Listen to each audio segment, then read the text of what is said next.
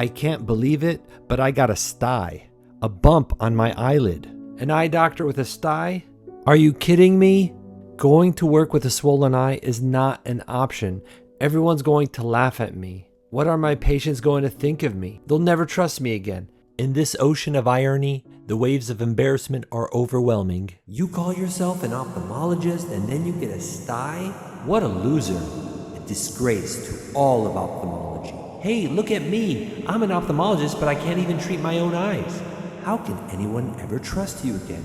You should lose your medical license. You might as well sue yourself, idiot. You'll never recover from this. Time to retire. At least you'll have time to exercise, fatso.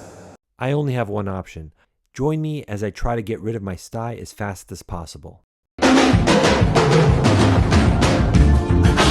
With Styes, Chalazion, or Hordeola, the underlying problem is a clogged oil gland. Constipation of the eyelid, if you will. When the oil stops flowing, a bump with inflammation starts growing. It can easily get infected as well, causing significant pain. The goal is to relieve the obstruction, decrease inflammation, and treat any potential infection. In this case, I'm going to do what any ophthalmologist would do. Do not try this at home. I'm grabbing a sterile 30-gauge thin-walled TSK needle, and I'm going to open that sucker. This is not something I would recommend for you, and I don't expect much to drain from my eyelid because it's so small, but I think opening this blockage will relieve the pressure, and the eye drops that I apply will better absorb into the affected area. Do not try this at home. You see, not much drained out of it, but I do want to make sure that the gland is open at the exit so that the oil has a chance to flow and pus does not accumulate. And then when I apply medicine, it gets better absorbed. The mainstays of treatment are to apply heat to the eyelid, softening the trapped oil, massaging the oil out to reestablish flow, and to apply a medicine like one of these. After opening it up, that's exactly what I do. A prolonged hot compress followed by lid massage and antibiotic and anti-inflammatory drops and ointment. This hot compress is meant for both eyes, but most people when they get these, they get them in one eye.